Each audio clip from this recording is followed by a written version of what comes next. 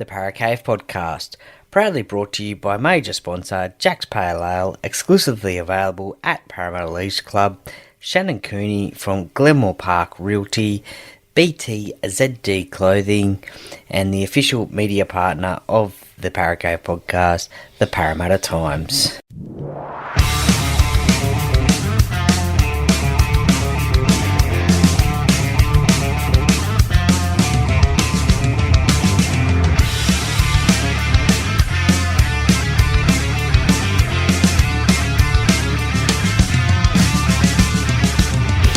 Welcome to another episode of the Parramatta Cave podcast. And now over to your host, Troy Warner, broadcasting live from the world-famous Parramatta Cave. And yes, hello and welcome back to another episode of the Parramatta Cave podcast. Troy Warner here, and this episode is, well, one that I feel like I have been chasing for a while, and I finally got the opportunity to record this interview with a legend of rugby league. He plays for the club that I love, he played for the club that I love, I should say, the Parramatta Eels. He won premierships there, 82, 83, 86, played in the 84 grand final as well, was in the 81 squad for the Eels as well, didn't play but was in the squad. And I'm talking about Mr. Paul Taylor. Now, a lot of you guys, the listeners, have mentioned that you would love to hear from Paul, and I was able to get in contact with him and have a chat with him a few weeks ago now on the podcast. So I feel pretty privileged because he doesn't give many interviews to many people. There's a few interviews in the paper come grand final time in 2022, but in this format there's probably not a lot of interviews where you could hear him talk. So I really appreciate the time, Paul, that you gave me and the chat that we had. I'm sure that the fans will love it as well. Now, I'd just like to acknowledge the sponsors of the podcast. Major sponsor, Jack's Pale Ale, exclusively available at Parramatta Eels Club. Shannon Cooney from Glenmore Park Realty. BTZD Clothing. And also the Parramatta Times, the official media partner of the Parramatta Cave podcast. Now, listeners, please, if you can, please give the podcast a follow on all the social media channels. Look, it's on Instagram, Facebook, Twitter. It's also on TikTok as well. I don't do a lot on there, but there's a little bit on there. And you can subscribe to the podcast, obviously on the platform that you're listening to, so you won't miss a thing. But also Apple, Spotify, and YouTube podcasts as well. And also on the YouTube channel there will be some little videos as well, and also you'll be able to get the audio versions of the podcast, and sometimes if there is a Zoom video there will be a video of the podcast as well that you'll be able to watch as well. So please give that one a follow as well. I really appreciate it if you could do that. Look, it helps the podcast grow and hopefully bring you some great entertainment throughout the rugby league season. And just give it share it with your friends and family, and I'd really appreciate it. And a special shout out. I just want to do a special shout out to, I know he will be listening, and a pretty keen listener, and I've heard he is a big fan of the podcast. Mr. Alex up there in Townsville, I know you're listening, so thank you very much for your support. I really appreciate it.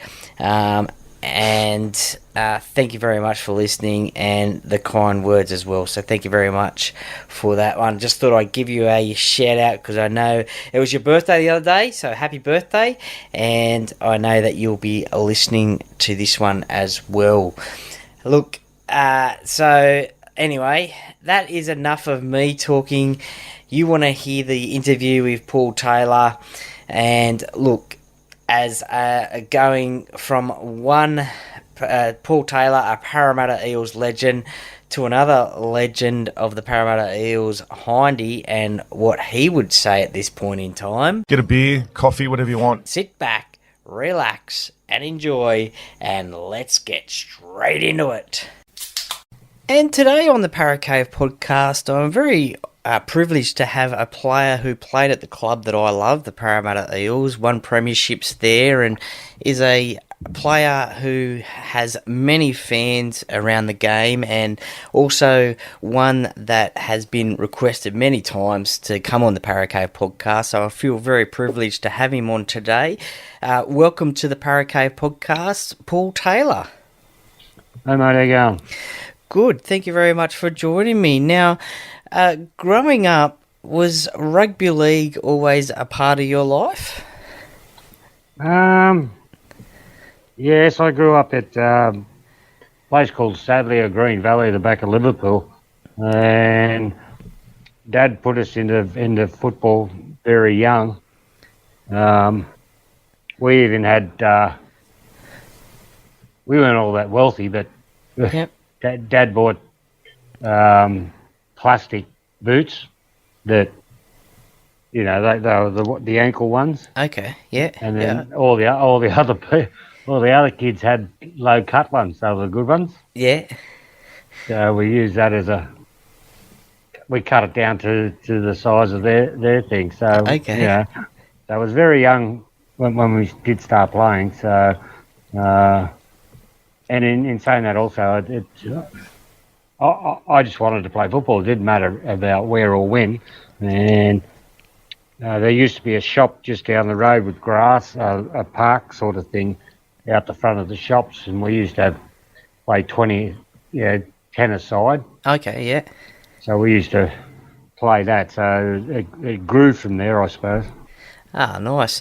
And you made your debut for the Eels against Newtown off the bench, and then you played the next 6 games at second row, including it was a loss against Eastern Suburbs, where at the time you made a record 52 tackles in a game, in the mud, mind you. Was tackling one of your favourite parts of playing rugby league? Oh, it wasn't that. It was, and Jack realised that back in the day, in the early days of it, and we at times didn't have a fullback, because Okay. I wasn't going to sit back, 50 metres, watch the game of football being played, and they kick the ball to you, and then you get 8 blokes that want to break your neck. So I said, I'll be in a wheelchair in 2 years. So I basically didn't really play a lot of fullback. I wasn't ever hardly back there. Now, in the initial part, Yep. they put Brett Kenny back to fullback for the Bombs, Okay.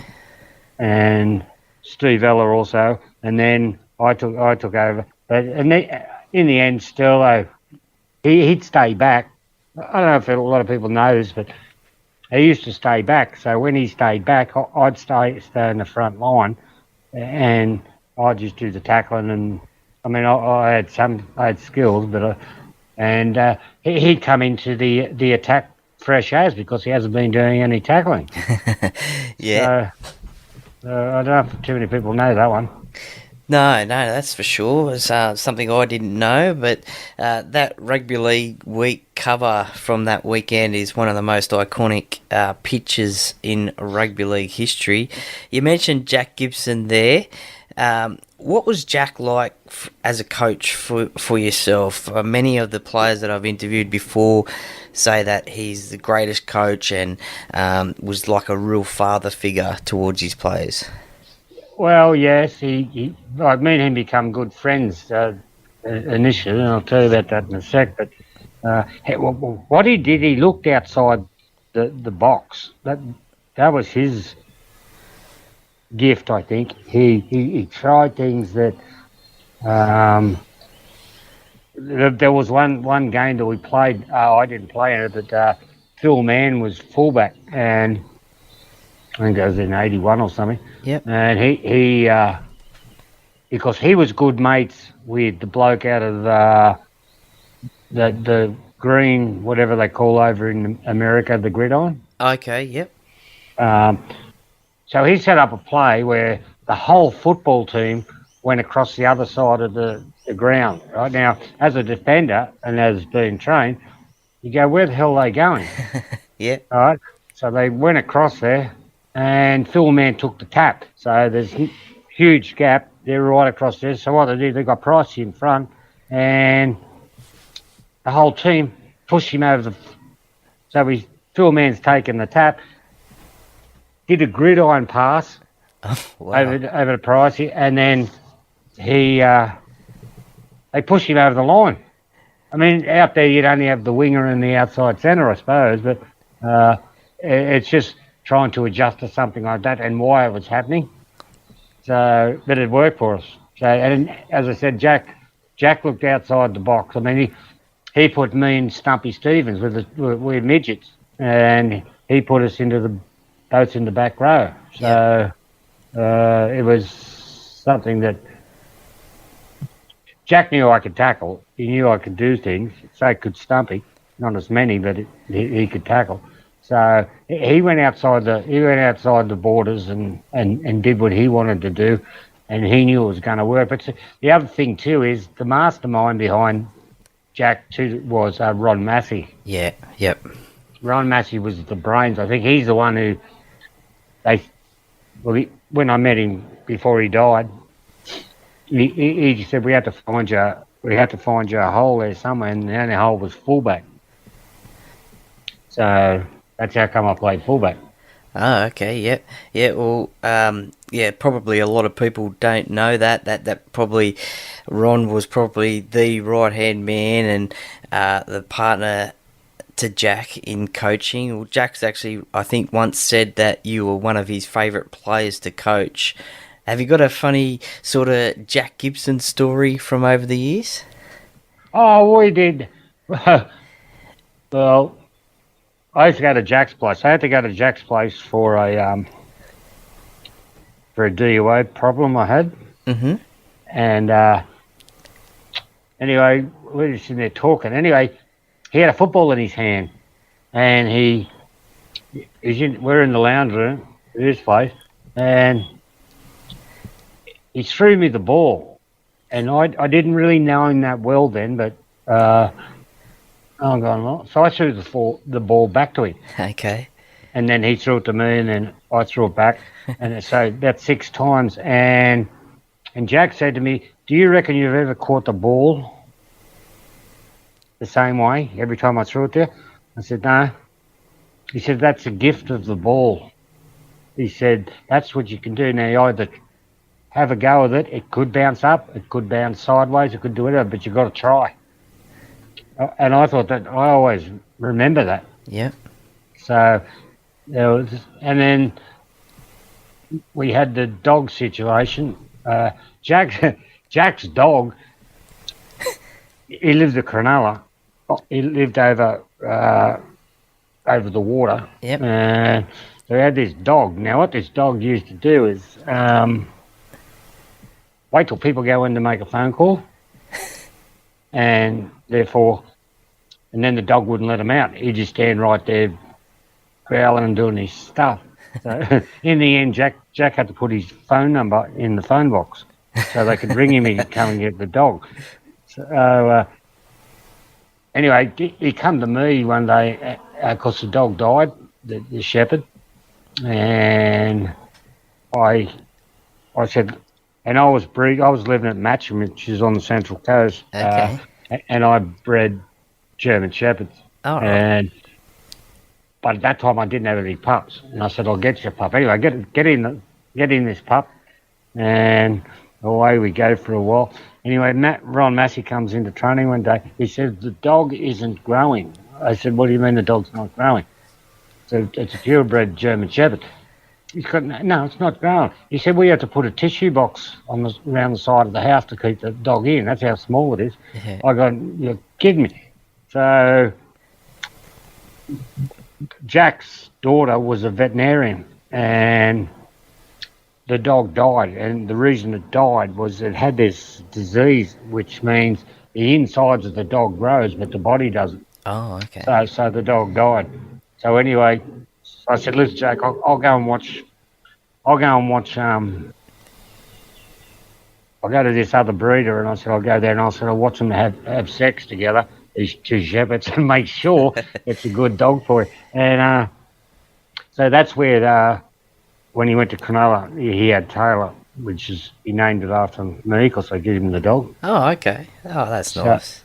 Yeah, so that went on like that. But Jack was just straight up and down. Yep. In a lot of ways, he was a bookmaker and all the rest of the shit that he used to do. As a coach, he didn't step out of line. Yeah, certainly one of the game's greatest ever rugby league coaches, that's for sure. Well, Parramatta make and win the grand final in 1981. You were on the reserves bench.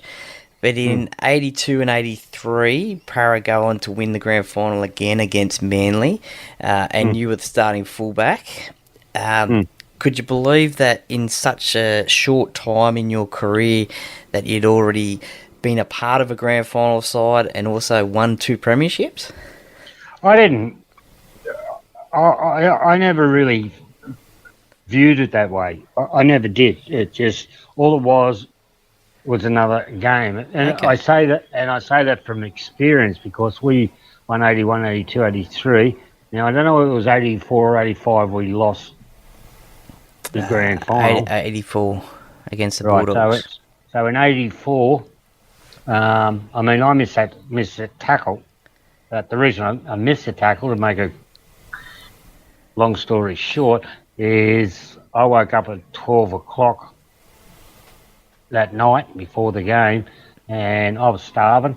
So I went in and I worked it out that I ate a 5-day-old prawn omelette. Oh, no. So in the morning, I had to go get my stomach pumped. No one sort of knew that. No. And so I got my stomach pumped. So I was crooked as a dog. I should not have played. And I did, and then I just didn't have any energy because they pump your guts out. Yeah. And then that's it. There's no preparation in that. You just got to go. I felt I didn't even want to play, to tell you the honest truth. So that happened. In 86, well, 86 was a good year. We had a really good year that year.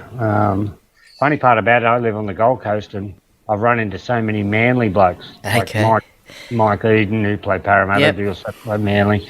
Paul Vorton, who was one of the back rowers from Manly, who's about 300 kilos now.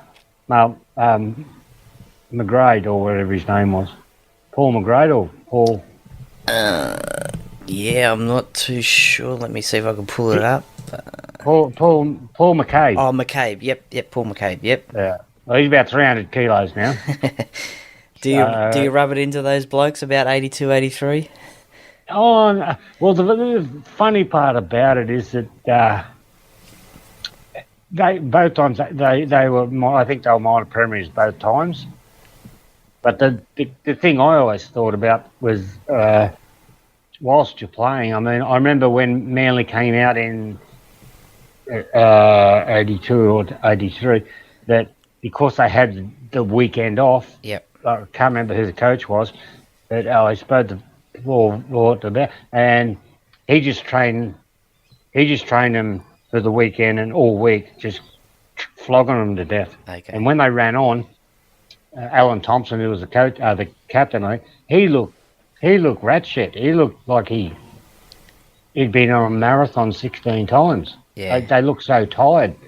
So getting back to the initial story is, no, all I wanted to do was play football. I didn't put anything on a pedestal. I didn't do anything. I just said, all right, that's the game. Now, the other reason I say in 84, when we lost the game, like 81, 82, 83 and 86, you couldn't get into Parramatta League Club.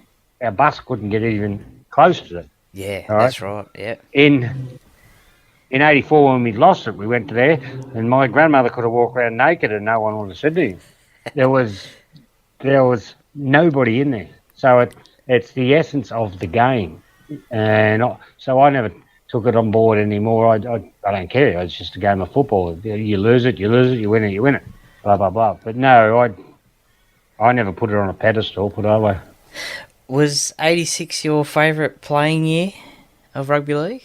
Because Parramatta won everything that year that was on offer. Yeah, well, at that point in '86, we had Pricey and Crow were going to retire anyway. Did you guys know about that before the grand final? Yeah. Okay. So, we had such a good side right now, and I say this that in today's world, there's no what am I looking for? You've been playing with your mates and you stay there. Because in '86, we won the grand final. Now, twice Parramatta never signed me. In end of '83, when we won the grand final, they wouldn't sign me. But all of us went over to England, right? Okay. Sturlo went to Hull, blah, blah, blah. But they all come back after 3 months because they were contracted. I wasn't contracted. I did it 8 months over there in England, right? So that happened. And then they signed me for shit money. But in '86, they wouldn't sign me again. And Arthur Beeson come and saw me and said, "Oh yeah," and they tripled my money. Okay. But the reason I didn't sign, because I went to sign, and Parramatta came back and said, "No, we'll match it." And the reason I stayed there was because of loyalty. Yep. Because we've been playing together for such a long time, yeah. So that's the way that one. So anyway, and that's such a big thing these days that is probably, I guess, a little bit lost in rugby league is loyalty. I mean, obviously there's a lot more money in rugby league these days than when you played, but something that I've seen from your playing days is the great mateship that you and your teammates have still got 40, 41 years, 42 years later. I believe that you guys still catch up every year, and I'm sure that the yarns get even bigger and better each and every year. Well, yes, because we do. Well, I live on the Gold Coast, obviously, but the Pricey used to have it down in Sydney, and I moved it up here to Queensland. But we did a couple of things the last month. It was we had to go down to Sydney because they give us a ring, which is a cheap ring they give us, and a few others. But we had a do in Sydney, and it's never happened before. All of the players turned up, right? Like Bugden, Chris Phelan, the whole lot turned up, which has never happened before, and I haven't seen them for a long time. Yet the blokes who, the normal blokes, Crow, Bert, and Steve Errol, and that they come up here. But it was good to see them, and probably that's the way it is. But in today's world, you offered $1 million, and then you're offered another, 12, another 200,000. That's big money, and so that tradition isn't there. Yeah, it's just it's a business. That's basically what it is. It's a business. You go and play and blah blah blah. So I wouldn't have liked it. And even I was talking to Price here. He said, "I hate to be playing now. There's just no. One day I could be playing against you, or you're playing with me, and then the next week you're in another side, and I'm playing against you. So there's just no stability there." No, that's it. That's for sure. Was in those 80s, was Manly or the Bulldogs, were they the biggest rivals of Parramatta, or was there somebody else? I think overall, Canterbury were very close to us in regards to how they played, and that's why it was 6-4, 6-4 in 2 grand finals. You know, we were tight, and they were good. They were a good side. They had good players, but Manly, they just stuffed things up when they had to win. So, you know, I didn't have a problem, but I think Canterbury would have been the side that you know was a good side. So nearly equal to us, I suppose.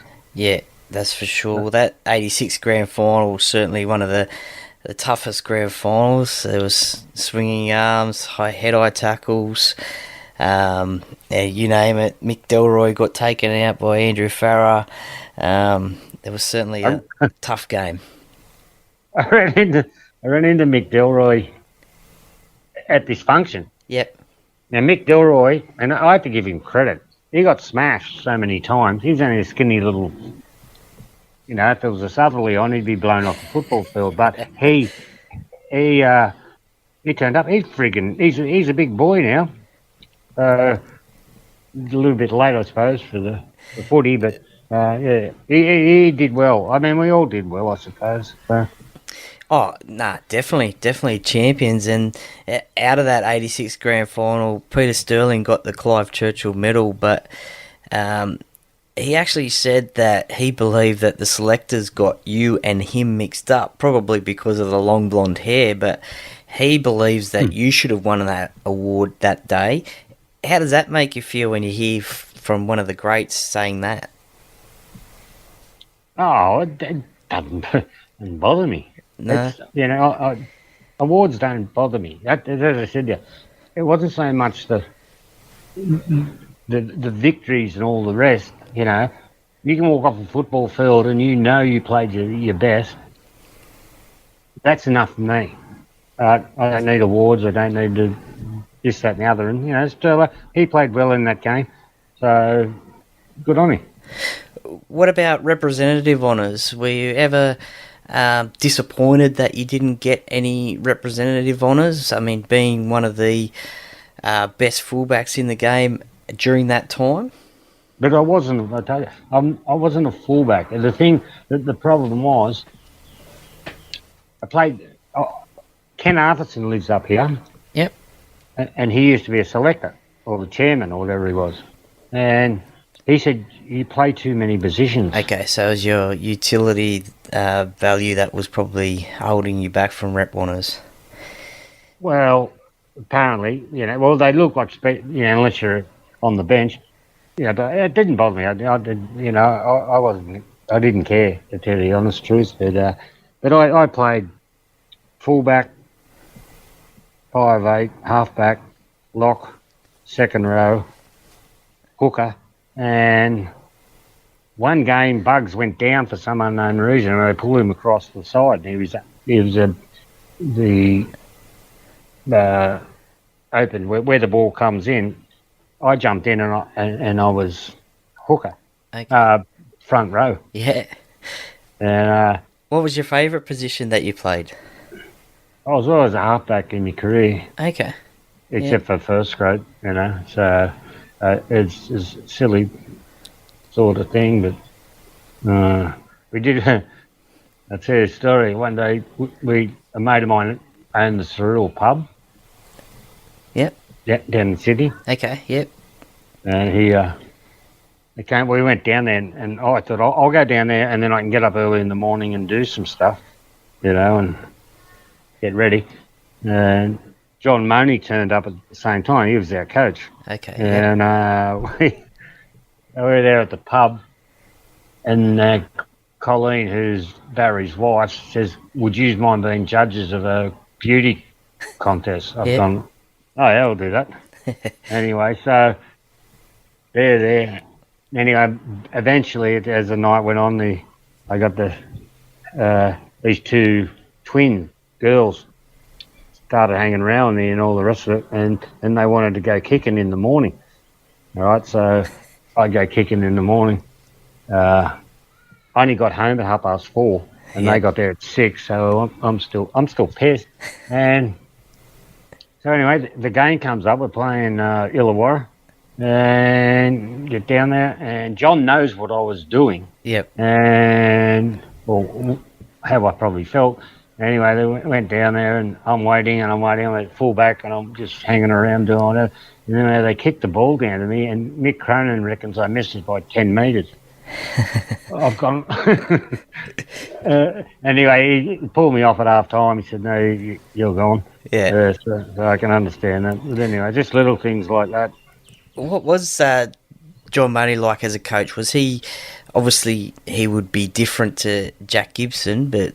No, he bounced off Jack. Okay, yeah. Yeah, he bounced off Jack. He was good. He actually ended up being a good mate of mine. He lived at Central Coast too. Okay. So he did well. I think he went to England after he finished. Yeah, had a pretty successful career with, I think, Wigan over there.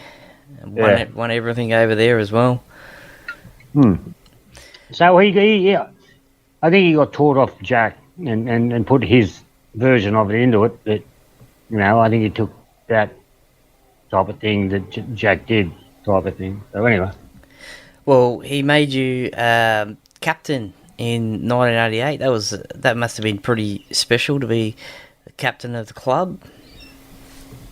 Yeah, I know. But I looked at him and I said, "What are you talking about being captain?" Anyway, that was all right, I suppose. And then we had there was a thing that happened. Who did we play? Played St George at Belmore when the I think the stadium was being built or something like that. Anyway, nothing was happening in the game. I mean, nothing. Yeah.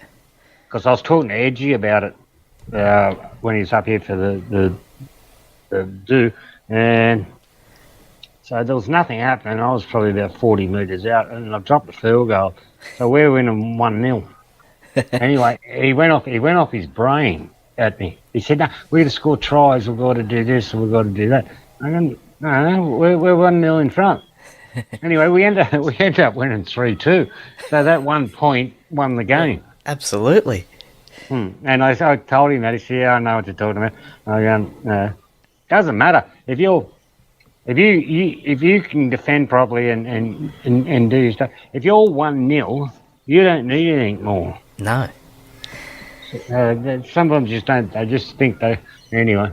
Well, I've got an absolute, completely different story to that. Back in my junior rugby league playing days, we were playing a game against a team, and we were getting beat 40-0. And I was playing hooker at the time, and I actually kicked a field goal. And people asked me after that game. We scored a try later on after that, so it ended up being 40-5. And people say to me, "Oh, why did you kick a field goal?" I said, "Well, I just wanted to get my name on the score sheet." So a completely different story to defence there, that's for sure. Well, you got to think. Right? You only got 2 seconds to think about doing something. Yeah, that's it. But yeah, completely different to that. Speaking about some of the players there that you've played with during your career, I'm of the belief that one of the players from that 80s period, the glory years of Parramatta, should be an immortal of rugby league. Your names like your Ray Price, Mick Cronin, Sterlo, Brett Kenny. What are your thoughts about one of those players, or possibly somebody else, becoming an immortal of rugby league? Well, to a certain degree, in my opinion, when you played, you got beaten 40-something. There's things that happen in games that the commentators say, and then the bloke who puts the football down and scores a try or whatever it may be, but when you're on the football field,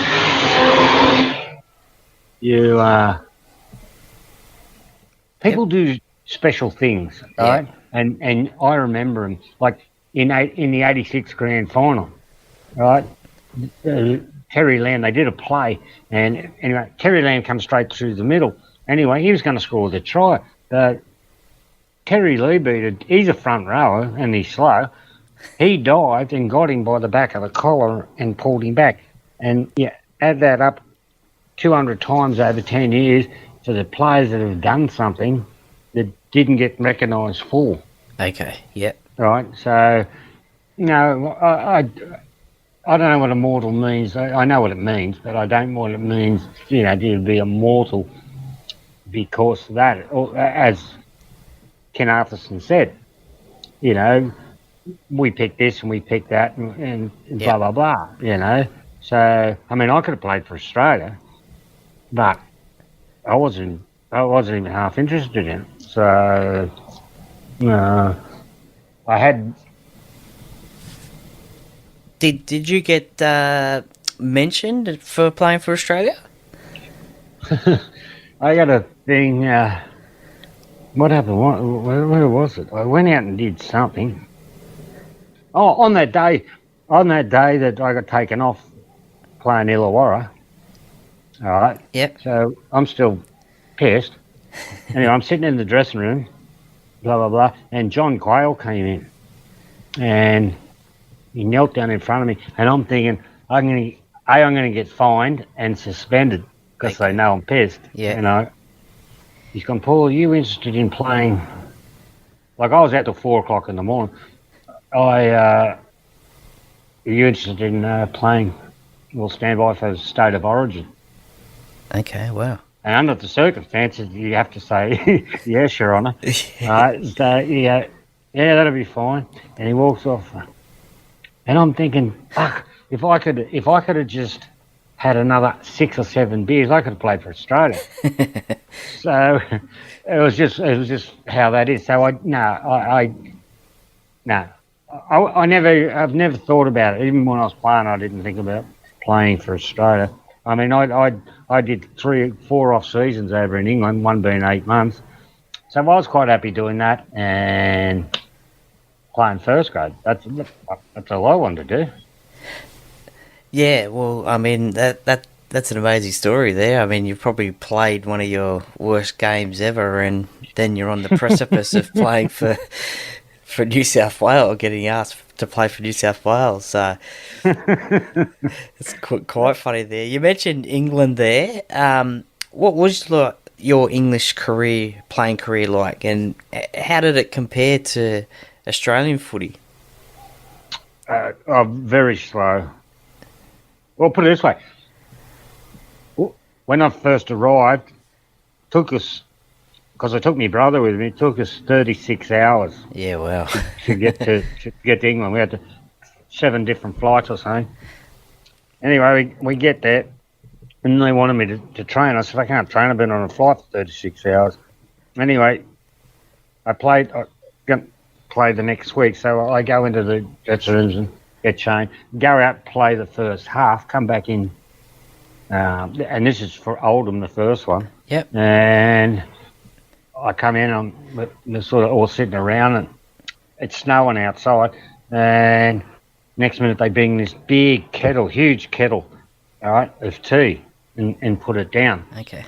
And I didn't know them because I've only just arrived, and next minute they brought in 3 bottles of port.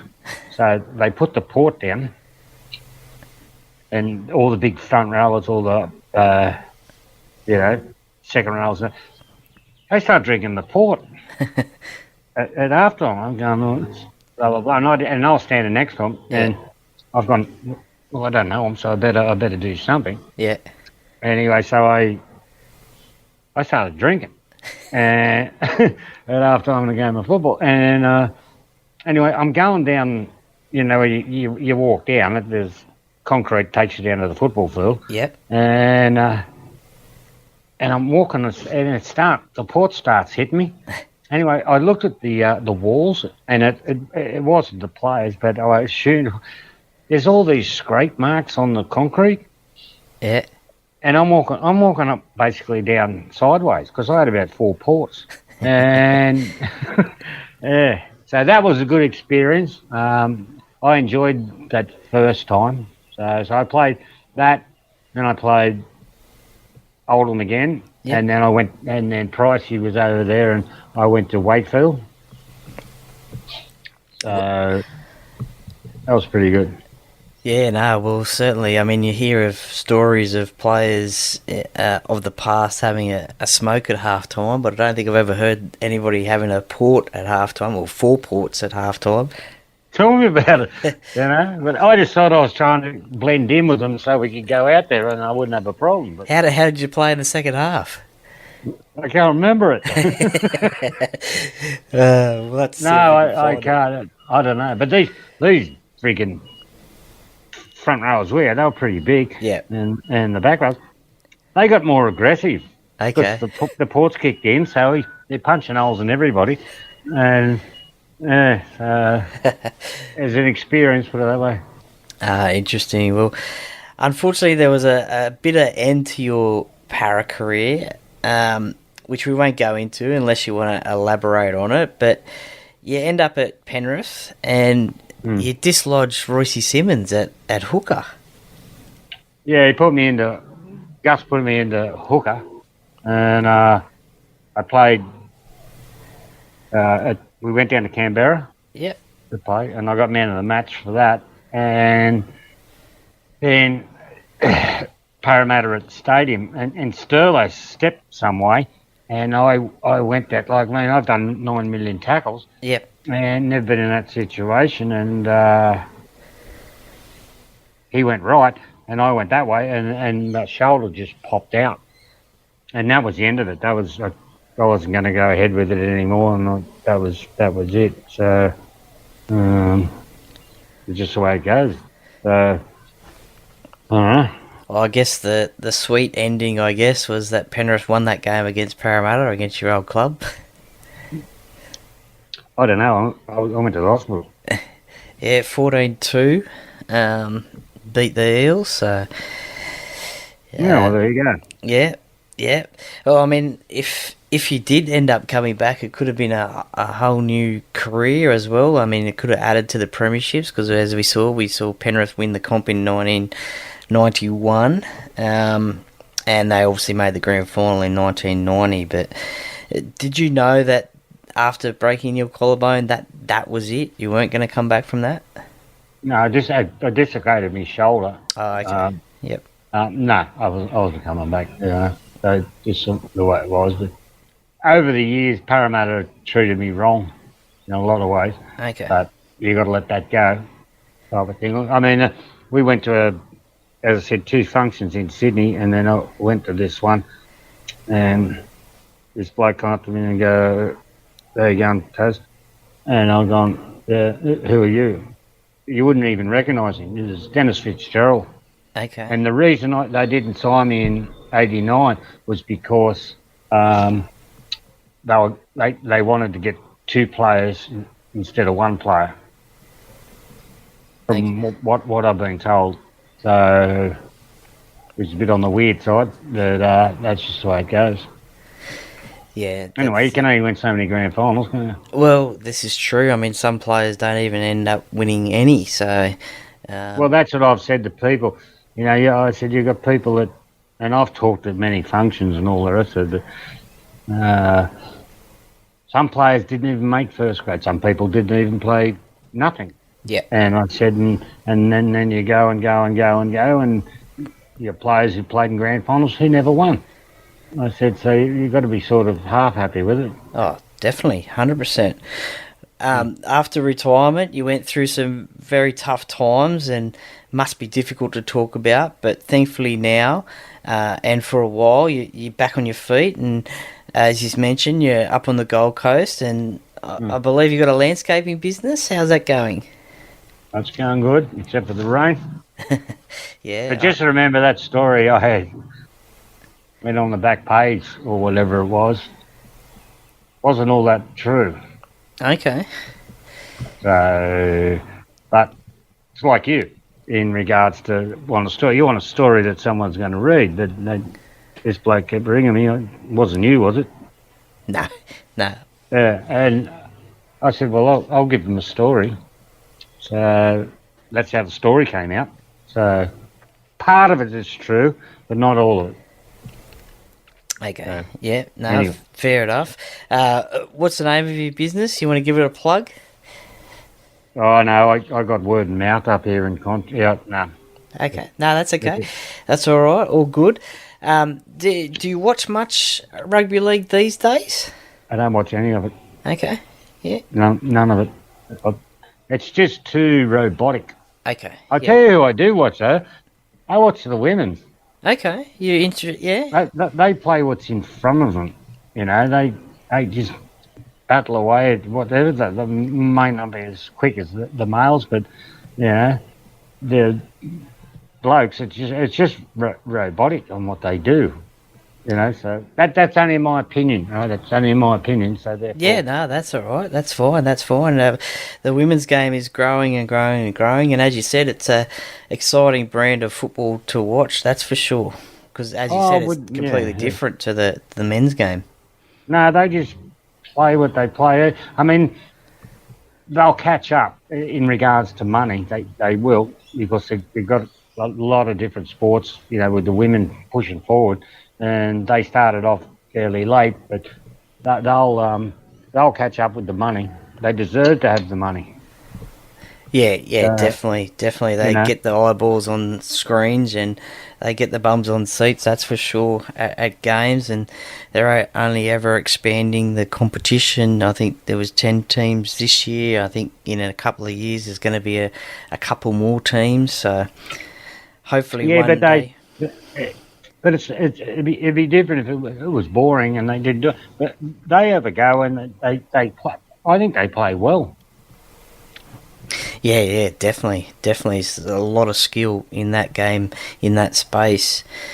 Time for some common league questions. Now, you said that you just love to play rugby league, but is there one game, is there a favourite game during your career that you played? Or you just like them all? Oh, we had... you have some bad games, as you know. You got that beaten 40-0 or something. So, no, not the... Maybe I don't remember the 52 tackles things or the rain. So, there was just some good games that you played. Probably in the semis was a good time. I like playing the semis.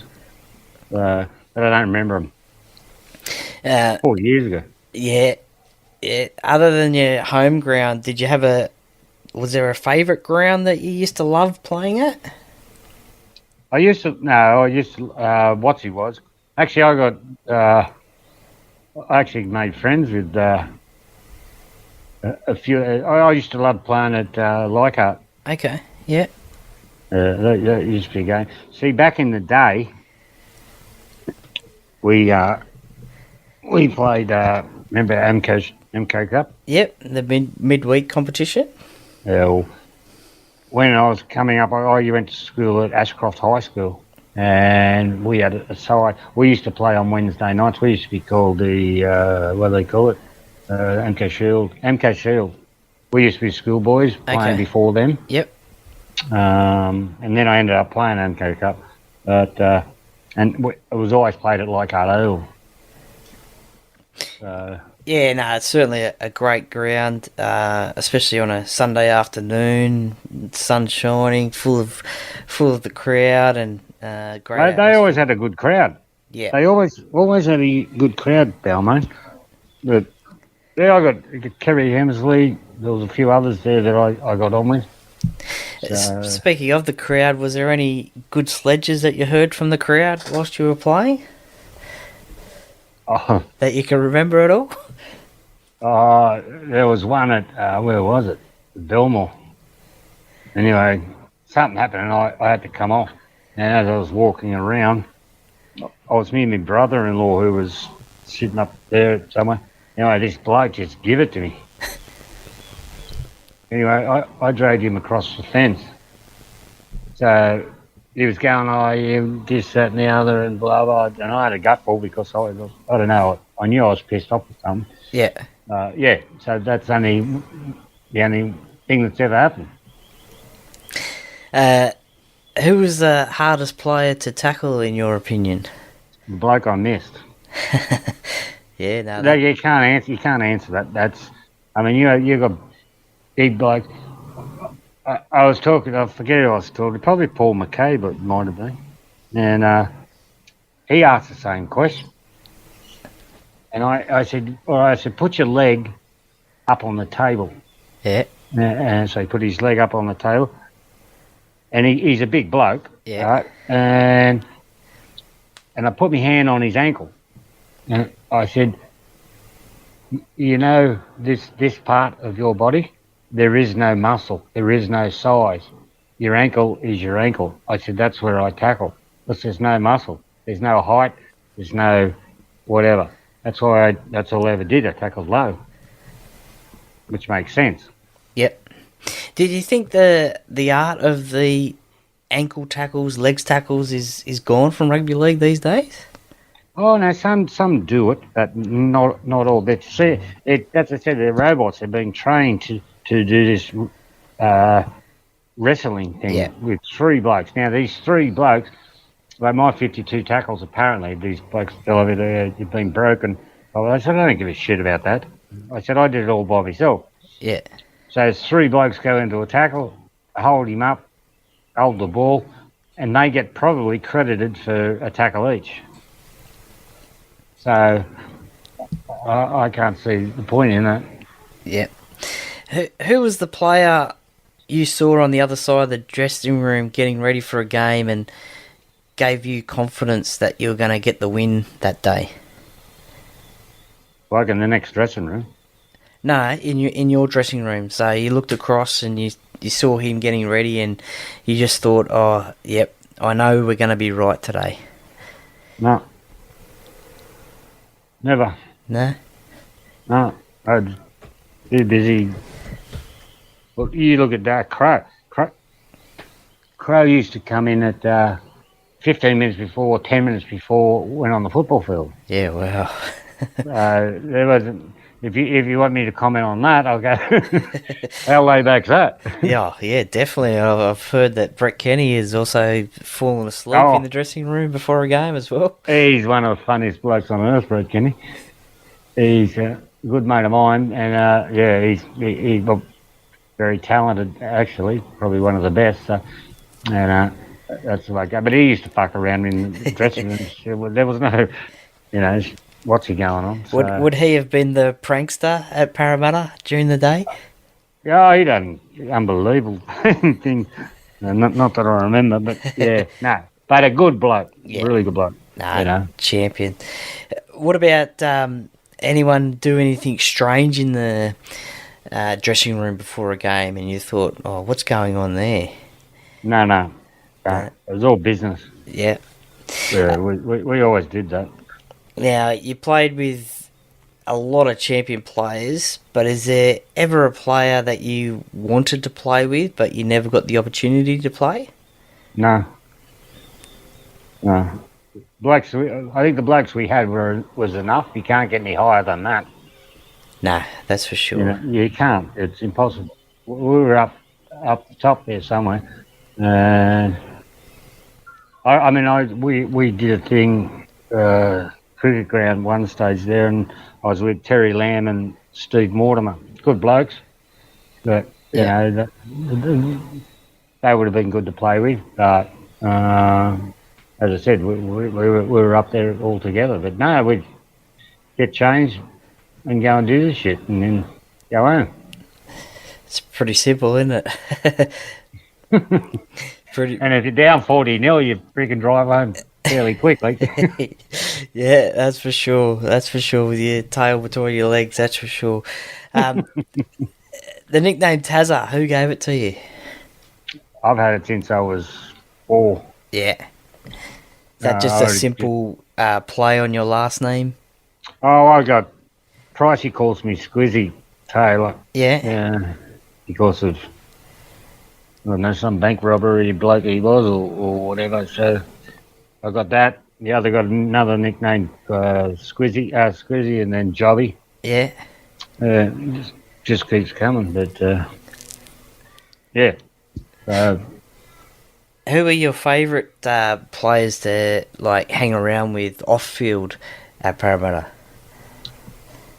I live up here. The only bloke up here is Pricey and Neil Hunt. that I didn't deal with people up here because I live in Main Beach, Yep. so I don't really see them unless we go to these functions and that. But as I said to you before, that day that everyone turned up was brilliant. You know, all of them, all of us just, you know, that as a time frame type of thing. It's just they hadn't gone away. They were just been missing for a while. Yeah. If you know what I mean. Yeah. So it was very, very, very good. As I said, we get on so well together. I mean, some other football sides obviously would have done. Canterbury, they got on very well together. So Yeah, I really wish that hopefully the Parramatta Club will continue to do that each and every year, because I mean it's important to get the players from yesteryear and all together. And well, I'll tell you a story quickly. Yeah. Is we went down to get the rings. Yeah. All right. Now, my good mate, is a jeweler, and when I brought the ring back, I showed him, and he looked at it. He said, "That's worth maybe $70." Oh, really? Yeah. He said, "It's shit." And apparently there was one sale. Someone got someone from somewhere, or someone gave, and it was in the thing for sale. Oh, okay. But so we're at the stadium, all right.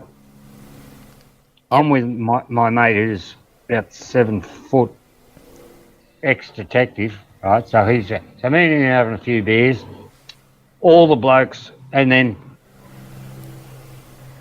we get to go into this big room with about 100 people, and then have the award, you know, the rings given out. Yep. And then that's fine. So out I go, and John's sitting down there.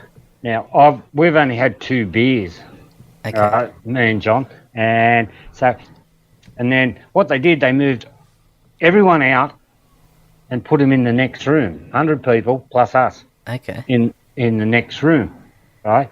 But no alcohol, right? They said no, 2 hours, no alcohol. Yeah. That's not going to happen. So me and John whipped down to the Parramatta Club. Yeah. Went in there and had a beer. And anyway, then went back, and I'm talking to the blokes. You know, they're all out where you can see, where you can see the players. Yep. So we go down there. Well, we never went down there just then. And then we went out for a smoke, and then I'm coming back in, and this bloke's gone, "You can't come back in." I said, "Why is that?" And he's gone, "You're intoxicated." And John, he starts fine. He said, "We've only had 6 beers since we've been here." And he's gone, "No."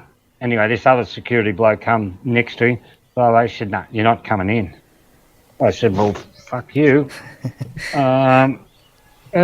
We'll go to the Leach Club. So to cut another long story short, I don't want nothing to do with Parramatta anymore, ever. After that, I said, I'm going to put it in the paper on Monday that I wasn't intoxicated. Yeah. And this bloke picked me out for some unknown reason. He said, "No, you're gone." So, and then John's gone, "No, let it go." So I've let it go, but I'm not doing anything for Parramatta anymore, ever. Well, that's You can write that one too. Oh, that's very disappointing to hear. But the story that you told there is disappointing by the actions there. But let's hope something like that doesn't ever happen again. And It won't happen again to me. no, but we certainly do want to celebrate the past and the players of the past, and maybe we might have to go down the path of organising our own little get-togethers, I guess, which you guys do anyway each year at the end of the year, which is great to see. If you didn't go down the football path, what do you think you would be doing or have done as a career?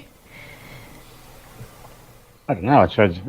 I started doing landscaping early, but I wasn't doing a lot when I was playing. Probably that. Okay. Yeah.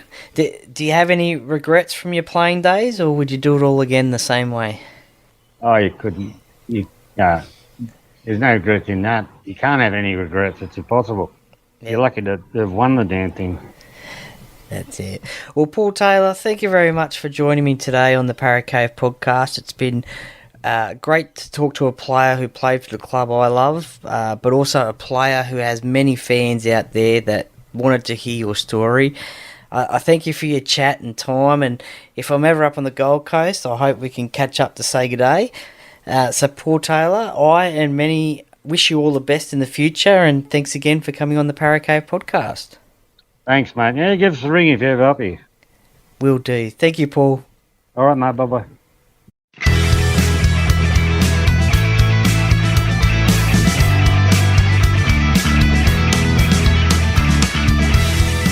Thank you for listening to another episode of the Parrot Cave podcast. See you next time.